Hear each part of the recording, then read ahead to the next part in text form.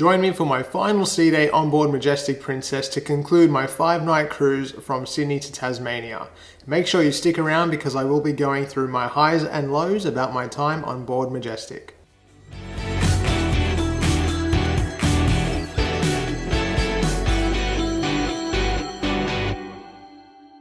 Just a quick note, I have started a Facebook group that is all about great cruise deals, tips and advice, and I've put a link in the description below, so click and go. I'll see you there.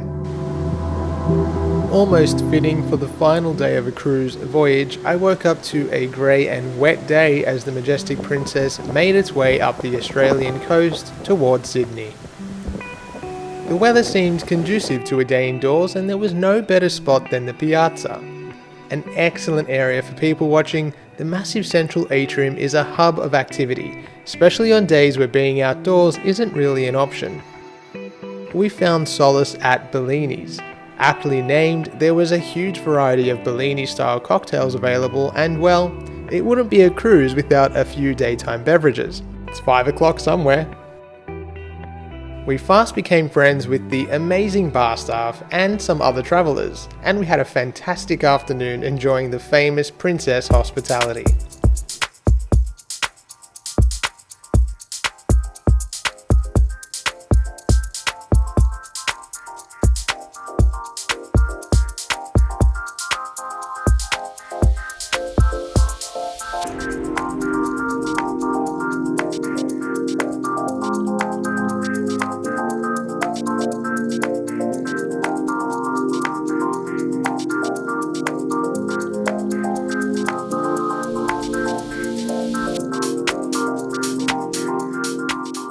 Sitting at a bar is hunger-inducing work, so I headed downstairs to the International Cafe to grab some complimentary snacks.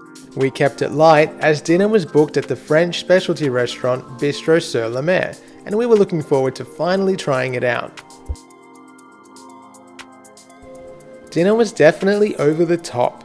There was so much food to try and the servers did their very best to recommend dishes and give us extras to try. The food was beautifully presented, though overall I didn't enjoy the meal as much as I did at Harmony. The highlight was the lobster bisque starter and the filet mignon. I always recommend trying out specialty restaurants on board ships. They offer you an elevated dining experience and are great value compared to land-based restaurants that offer a similar standard of food and service.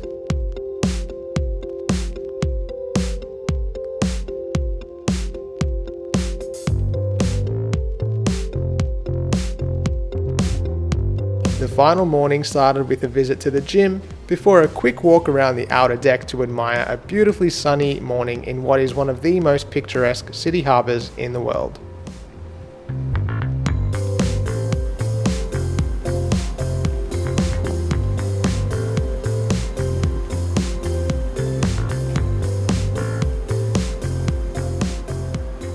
So I just really quickly wanted to cover off my highs and lows about my time on Majestic Princess, covering some of the things that I thought worked really well and others that I don't think worked as well compared to their older ships in the Princess fleet. For one thing, the promenade deck on Deck 7 does not extend all the way around the ship, and this is something that I really like on the older ships. I enjoy walking around the entire deck area, whether it's after breakfast or just with a coffee in the morning on a sea day.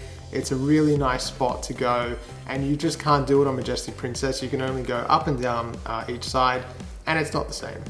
The layout of the buffet on the Majestic Princess is very different to the older style ships. Now, the older style ships aren't necessarily any better, but I don't necessarily think that the new style works as well either.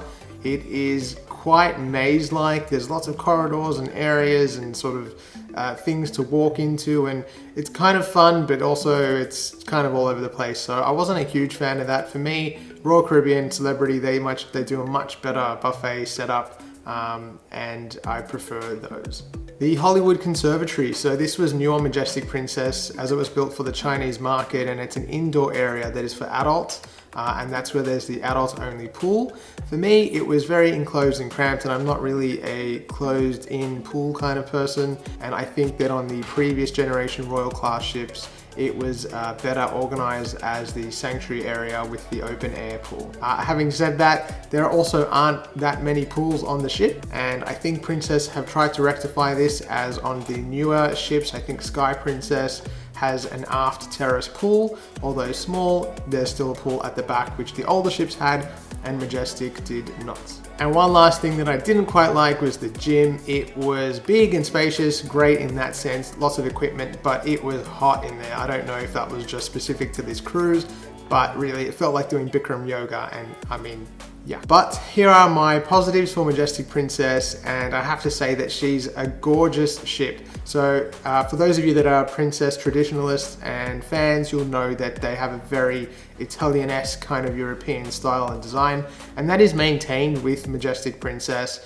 but it is modernized in a traditional way. So it is definitely more on trend, but it still gives you that sense of that old sort of ocean liner feel, but in a much nicer, more modern way, which I really enjoyed. The Piazza on board Majestic is fantastic. It is huge in comparison to the older ships. I think it's the largest atrium at sea, perhaps. Don't quote me on that. I think it is. It's beautiful. Lots of shops and eateries and bars. Nice area to be as a central hub in the ship. The ship feels wide, so when you're on the upper pool deck area, you can actually feel the width of the ship. It does feel more spacious than the older class of ships in that sense, and I enjoyed that as well. Food options. So Majestic Princess has what is now my favorite Princess specialty restaurant, which was Harmony. No doubt the best Princess specialty restaurant that I've been to. I really enjoyed it, and if you've been there, let me know in the comments below and let me know what you think. You might not agree, but that's what I think. Well, thanks for watching. I hope you did enjoy the last installment of the Majestic Princess series, and I definitely hope that I can get back out on the sea very soon. I really want to do a lot more vlog style videos and actually show you cruising from start to finish. So as soon as I can get out there, which was my plan, but you know, yeah, we're all dealing with the consequences of some things that happened overseas. Anyway, thanks for watching. Make sure you check out my new Facebook group for great deals, cruise tips and advice. And you can follow me on social media, Facebook and Instagram at The Cruise and Travel Guy. If you're looking to organize a trip, head to my website, thecruiseandtravelguy.com.au. Thanks for watching. Please subscribe if you haven't. Stay safe, and I will see you soon. It's finally time to wrap up my voyage on board Majestic Princess, my 5-night cruise to Tasmania. And this will be the last sea day of the voyage from Hobart, Port Arthur.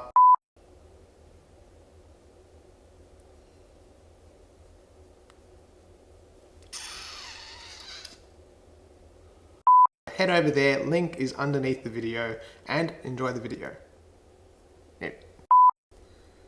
And just a quick note, I have started a Facebook community page that is all about great cruises.